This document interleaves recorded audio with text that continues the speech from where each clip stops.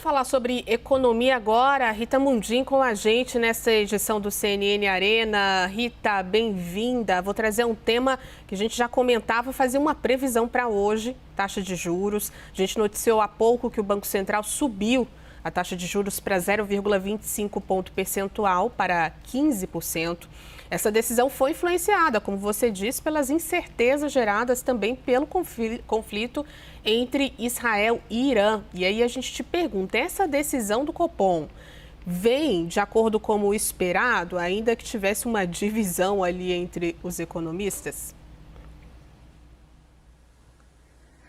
Oi, Juliana, a gente falou disso aqui ontem, né? E eu disse que achava que o Copom seria conservador e elevaria os juros para 15%, dada a piora do cenário internacional. Mas, além do cenário internacional, o Copom citou o aquecimento do mercado de trabalho no Brasil. E é interessante que nós estamos tendo um aumento da taxa Selic exatamente num dia em que uma comissão mista no Congresso aprova a ampliação daquele crédito do trabalhador para motoristas e entregadores de aplicativos. E a gente está falando isso aqui há 2 meses. O governo pisa no acelerador, ele quer entregar crescimento. E o Banco Central pisa no freio, que a gente tem que frear esse crescimento da forma que ele se dá. É um crescimento baseado num crédito com a taxa de juros nas alturas, deixando as famílias endividadas, inadimplentes, as empresas também inadimplentes, grandes empresas em recuperação judicial, e o governo insiste em turbinar o crédito como se isso fosse suficiente para recuperar popularidade. Então, são medidas populistas tomadas na hora errada e que têm um custo enorme para a sociedade brasileira. E esse custo, que tem que ser revisto, está na ação do governo em fazer o para casa do governo. A política monetária, ela tem que agir quando a política fiscal não existe.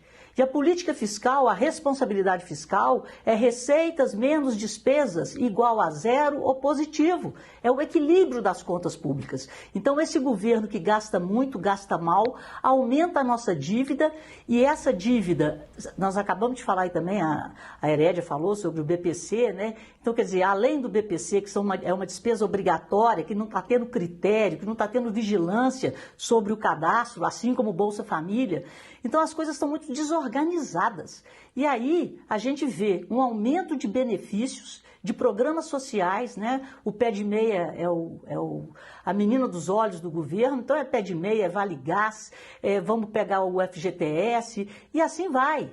Então é uma coisa muito atabalhoada. E o que o Banco Central tem que fazer para que o ambiente econômico permaneça sem que haja, por exemplo, uma fuga de capitais? Ele tem que subir os juros para que o país continue pagando e rolando a sua dívida, porque você precisa, o Banco Central, né, você tem que tomar dinheiro para pagar a sua dívida. Então o Tesouro Nacional, ele faz leilões toda semana. Então o credor, na hora que vê um país se endividando, um país que faz questão de não ter uma política que entregue superávit fiscal e que vai gerando déficit após déficit, crescendo o endividamento, né, com um déficit nominal na casa de 1 trilhão, então esse país começa a entrar no radar da desconfiança. Então a grande razão do juro estar alto, a grande razão da inflação é o descontrole do governo. E aí você pega um Banco Central que, graças a Deus, é independente e ele tem que fazer a parte dele, que é subir os juros para continuar atraindo o capital externo, né, e mantendo o dinheiro aqui dentro. Então, é o capital, eu já brinquei aqui, mas é uma brincadeira triste, é um capital de motel. O dinheiro vem lá de fora, dorme aqui, mama na nossa taxa de juros e vai embora. E a gente precisa de atrair o dinheiro do investimento. Mas para atrair o dinheiro do investimento é preciso um crescimento sustentável. E o crescimento sustentável não se dá através de crédito e programas sociais. O crescimento sustentável se dá através da responsabilidade fiscal do governo. Com essa responsabilidade fiscal, o juro pode cair. O juro caindo, a dívida parando de crescer, os investimentos diretos crescem e o dinheiro vem comprar Brasil e não comprar títulos financeiros. E aqui no Brasil, os setores produtivos podem tomar crédito a um nível decente. As famílias podem consumir a um nível decente de taxa de juros. Então nós estamos fazendo tudo errado.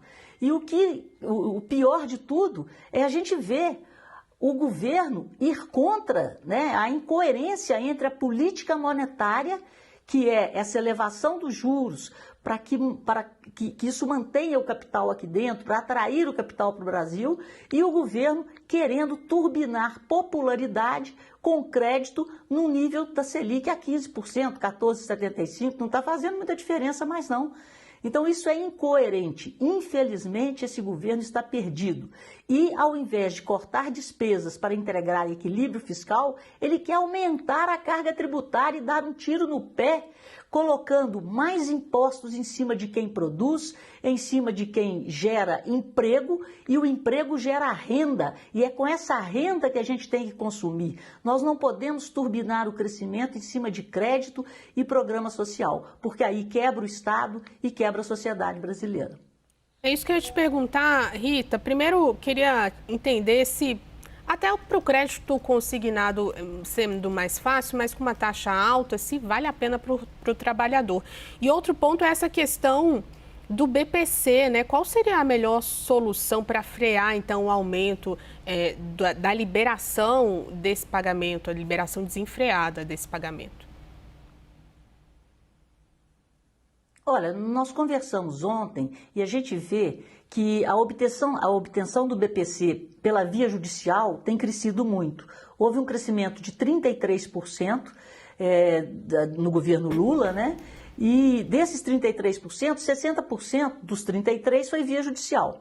Então, eu disse isso aqui ontem, que poderia ter, o pessoal, ao invés de pedir aposentadoria pela via normal, como houve a reforma da Previdência, eles estão indo na Justiça para obterem o BPC, que você pode obter acima de 65 anos, etc. e tal. Então, essa costura, ela é inteligente, mas não adianta fazer essa costura, que essa costura entre a AGU, né, o Ministério da Fazenda e a conversa aí com o Conselho Nacional de Justiça, para que hajam critérios, os mesmos critérios usados pelo Ministério do Desenvolvimento Social, que esses critérios sejam usados para a Justiça na hora de conceder o BPC, para ver se dá uma freada nesse crescimento da via judicial. Mas o crescimento acima do normal, porque a população acima de 65 anos, o número de pessoas com deficiência não cresce nessa proporção. Então está havendo uma falha de controle. Mas eu disse isso aqui ontem. Imagina, se tem uma falha de controle dentro do INSS, com esse escândalo que está aí, imagina no BPC. Então é um escândalo, é uma falha atrás da outra, e nós estamos em 2025 com toda a tecnologia do mundo. Então se a tecnologia não funciona no governo, por quê? Por que a tecnologia que funciona para cobrar impostos não funciona para fiscalizar quando o governo tira o dinheiro do pagador de impostos do bolso e distribui? Então, o cadastro do Bolsa Família, o cadastro do INSS, o cadastro do BPC, por que isso não funciona? Por que todo mundo obtém o telefone de quem se aposenta e fica aplicando golpe um atrás do outro? Por que o cadastro das instituições que puderam oferecer benefício aos aposentados e pensionistas não foi tão criterioso? Então, onde estão os critérios e onde está a tecnologia a ser usada a favor da defesa do nosso dinheiro, do dinheiro público que a gente paga imposto e coloca no governo? Então, essa é a grande pergunta. Essa mesma tecnologia que a Receita tem de ir atrás da gente, de ser um Big Brother Brasil, deveria ser utilizada no controle na hora do gasto, em termos de cadastro, em termos de identificação e tudo. Então, é isso que a gente tem que pedir, exigir do governo. Controle a saída do dinheiro. Quais os critérios para as viagens internacionais? Quais os critérios, né, para as comitivas que acompanham as viagens presidenciais, por exemplo? Tudo tem que ter critério e tudo tem que ter transparência.